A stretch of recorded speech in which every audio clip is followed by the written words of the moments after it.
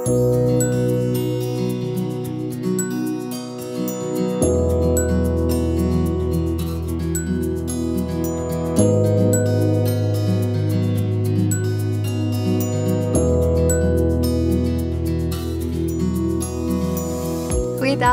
en baie welkom. Ek wonder of daar dalk van ons is wat tuinmaak toerusting op ons Kersfeeslysies gehad het. En ek wonder of jy dit toe gekry het. My seentjie het dit op sy lys gehad, hy wou eintlik 'n plantjie hê vir Kersfees, want die mannetjie het omtrent groen vingers.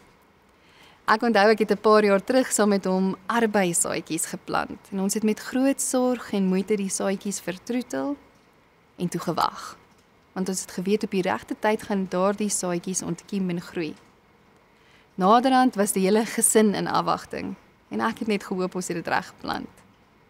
Ons het elke dag gaan loer of ons al groenigheid kon sien en ons het lank gewag. Maar die opgewondenheid en vreugde op die kindergesiggie en dan nog toe daardie klein arbeidjies begin groei.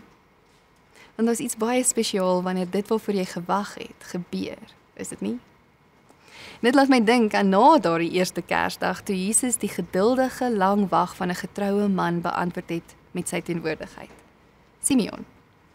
Simeon was op die uitkyk vir hoe God sy belofte sou vervul.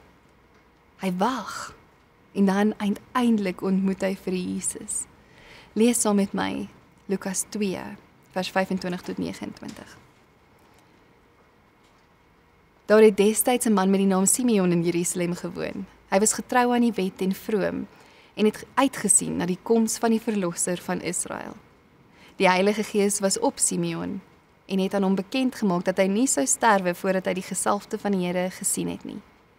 Deur die Gees gelei het hy opgegaan na die tempel toe. Toe die ouers die kindjie Jesus bring om vir hom die gebruikelike bepaling van die wet na te kom, het Simeon hom in sy arms geneem en God geprys en gesê: Here, laat u dienaar nou in vrede gaan volgens u woord. Kom ons stel ons 'n oomblik voor. 'n Man, oud en grys, vol geduld en geloof. Hy het gewag vir 'n belofte wat lank gekoester is.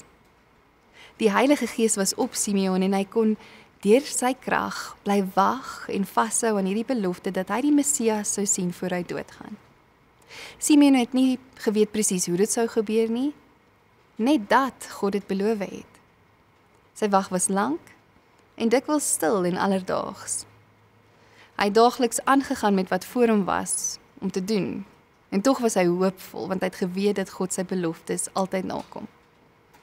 As ek dink aan Simeon, dan wonder ek of hy miskien in vandag se tyd Sondag na Sondag gedien het hier in die kerk en dan in die koffiewinkel gesit en kyk het hoe die wêreld rustig sy gang gaan. Miskien sou hy sien hoe mense kom en gaan, kinders speel, diere beweeg, net in die alledaagse. Miskien sou hy met sy koppie koffie weet dat iets wat hy lankal verlang, gaan gebeur. Iets wat sal sin maak, wat die wag sal laat betekenis hê. Hy hou vas aan God se belofte en dan gebeur dit. Die oomblik wat hy so lank verwag het, gebeur sonder waarskuwing. Daar is die ouers en in hulle arms lê die kindjie. Soos wat hy Jesus in sy arms vat, ek wonder, het hy gevoel hoe lig hierdie klein mensie voel, kwesbaar? En tog, daardie klein lewe hou die wêreld se hoop vas. Simeon neem hom in sy arms en kyk na hom en iets in hom breek oop van vreugde en van vrede. Hy moet aanbid. Hy het gewag en hy het geglo en nou kan hy sê, Here, laat u dienaar in vrede gaan. Simeon het gewag vir iets en die manier waarop dit gebeur is besonders, maar stil, alledaags. Amper onopgemerk vir die mense om hom. Die wonder van God kom dikwels in hierdie gewone oomblikke van ons lewe. Nie altyd met dromme en trompette nie, maar soms net in die arms van 'n klein kindjie, 'n glimlag, 'n stil oomblik van vrede. En hoe buitengewoon dat God kies om sy seun so voor te stel, so deel te maak van ons lewens. Ongewoon vir 'n koning om so nederig tussen sy mense te leef. Ons lewe is dikwels ook vol wag en vol afwagting. Ons wag vir dinge om beter te wees, vir drome om vervul te word, vir probleme om opgelos te word. Ons wag vir wat Jesus se teenwoordigheid in ons lewens sal doen. En soms lyk dit asof niks gebeur nie. Simeon se storie herinner ons dat God se tyd reg is, maar ook dat God se antwoord dikwels sy teenwoordigheid is, net sy stille teenwoordigheid. Ek's hier by jou. Die baba Jesus is net daar by Simeon. Ook sy ouers staan in verwondering. Niks woorde, lesse, antwoorde nie, net teenwoordigheid. En dit is genoeg. In Jesus se teenwoordigheid bring hy ons na die gesprekke, die oorgawe, die vertroue, die vrede en die vreugde, die liefde wat ons nodig het om al die dinge in ons lewe saam met hom te hanteer. Wanneer Simeon die kindjie in sy arms neem, dan moet hy vir God aanbid. Want iets in Jesus se teenwoordigheid skuif in hom en hy weet dit is genoeg. Dit beëindig die wag, dit bevestig die hoop. Hier is dit genoeg. As ons dink aan ons lewens, dis amper 2026. Met watter beloftes van God leef jy? Gaan skryf dalk 'n paar neer. Dalk kan jy ook al neerskryf hoe hy daardie beloftes nagekom het.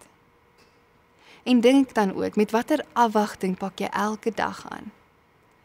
Is daar terwyl jy doen wat die lewe van jou verwag, iets waarvoor jy wag, waarvoor jy die Here vertrou?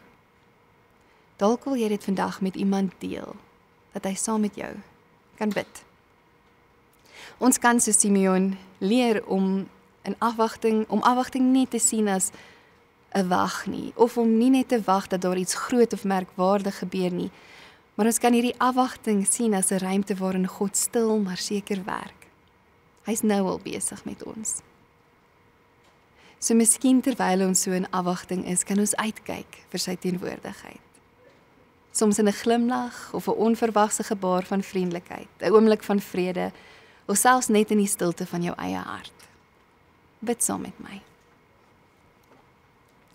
Here, dankie dat U ons verras met U teenwoordigheid.